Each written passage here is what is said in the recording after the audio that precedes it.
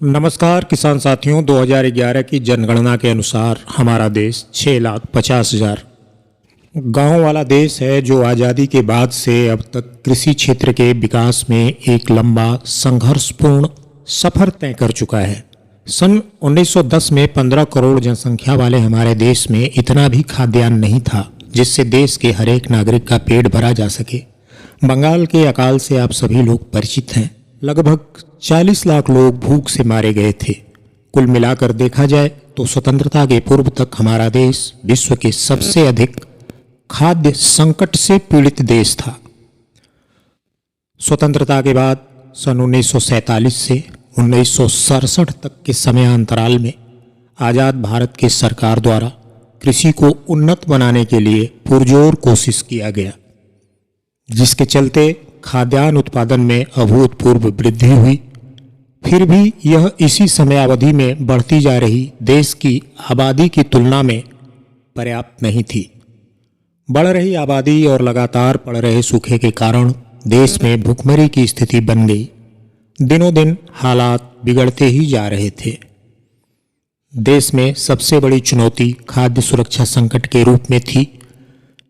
इन परिस्थितियों में हमारे देश के तत्कालीन प्रधानमंत्री स्वर्गीय श्री लाल बहादुर शास्त्री जी के नेतृत्व में देश में हरित क्रांति की शुरुआत की गई थी। तब से चलती आ रही हरित क्रांति के परिणाम स्वरूप सन 1990 के आते आते देश का खाद्यान्न उत्पादन बढ़कर 15 करोड़ टन तक पहुंच गया था। सन 1967-68 से सन 2003-04 के अंतराल में इस हरित क्रांति के जनक डॉक्टर एम.एस. स्वामीनाथन के साथ डॉक्टर यनी बोरेलाग के अथक प्रयासों से आधुनिक कृषि तकनीकी को सूझबूझ से कृषि में समावेश करते हुए देश की कृषि प्रणाली को एक मजबूत औद्योगिक कृषि प्रणाली के रूप में परिवर्तित कर दिया गया। विशालतम आबादी वाला देश खाद्यान्न के मामले में आत्मनिर्भर हो गया।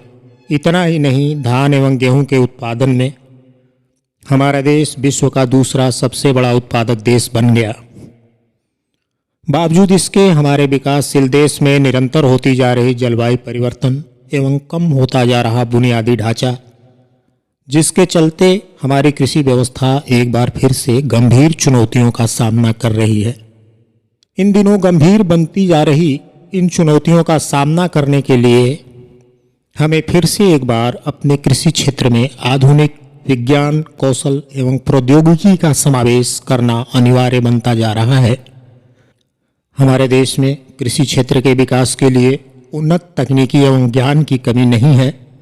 कमी है तो बस प्रशिक्षित कृषि प्रसार कार्यकर्ताओं की, जो उन्नत तकनीकी ज्ञान एवं कौशल को प्रयोगशालाओं से हमारे खेतों में काम कर रहे मेहनतकश किसान भाइयों के बीच प्रसारित कर सकें।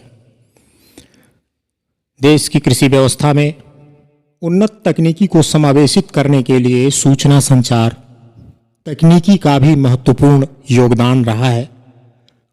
किसान साथियों, इस वीडियो रिपोर्ट के माध्यम से हम आप सभी को कुछ ऐसी सफल सूचना संचार तकनीकी से परिचित कराने जा रहे हैं। इस क्रम में सर्वप्रथम सन 1968 में MS. Swaminathan research foundation MSSRF के द्वारा देश का पहला प्रोजेक्ट कृषि ज्ञान केंद्र के रूप में प्रारंभ किया गया था, जिसमें सूचना संचार तकनीकी ICT का प्रयोग कृषि के विकास के लिए किया गया था। इसके बाद सन 1998 में हमारे देश में कर्नाटक राज्य सरकार के द्वारा भूमि परियोजना के अंतर्गत राज्य के संपूर्ण कृषि योग्य भूमि अभिलेखों को कंप्यूटरीकृत किया गया। जून 2000 में ITC द्वारा कियोस्क यानी किसानों द्वारा प्रबंधित ग्रामीण इंटरनेट व्यवस्था प्रारंभ किया गया। इस परियोजना के माध्यम से किसानों को उनकी स्थानीय भाषा के माध्यम से मौसम और बाजार व्यवस्था की सटीक जानकारी समय से मुहैया कराई जाती है। इसे हम ई-चौपाल के रूप में भी जानते हैं। सन 2004 में कृषि एवं किसान कल्याण मंत्रालय के द्वारा देश के प्रगतिशील किसान भाइयों को उनकी समस्याओं के निराकरण के लिए किसान कॉल सेंटरों की स्थापना किया गया है, जहां से उनके प्रश्नों के उत्तर उनके स्थानीय भाषा में दिया जाता है। ये कॉल सेंटर किसानों को सुबह 6 बजे से रात 10 बजे तक निःशुल्क परामर्श उपलब्ध कराते हैं। देश का कोई भी किसान इन कॉल सेंटर के टोल फ्री नंबर 1800180151 पर कॉल कर विशेषज्ञ से परामर्श ले सकता है। इसी क्रम में सन 2016 में सरकार के द्वारा इलेक्ट्रॉनिक कृषि बाजार जैसी परियोजना प्रारंभ की गई है। इसके माध्यम से भौतिक उपस्थिति के बिना ही खरीदारों एवं किसानों के बीच खरीदारी करवाया जाना सुनिश्चित किया जाता है। इसके अलावा हमारे देश में केंद्र प्रायोजित योजना के रूप में सन 2010-11 के बीच कृषि में ई गवर्नेंस परियोजना प्रारंभ किया गया था।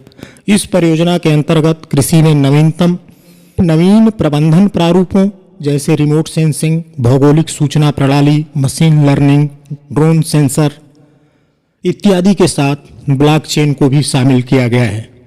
किसान साथियों, इन सभी के लिए एक एक कर वीडियो रिपोर्ट हम आगामी अंकों में प्रसारित करने का प्रयास करेंगे। बने रहिएगा हमारे प्रयासों के साथ। अपना ख्याल रखें। आप सभी के लिए ढेरों शुभेच्छा। धन्यवाद। जय हिंद, जय भारत।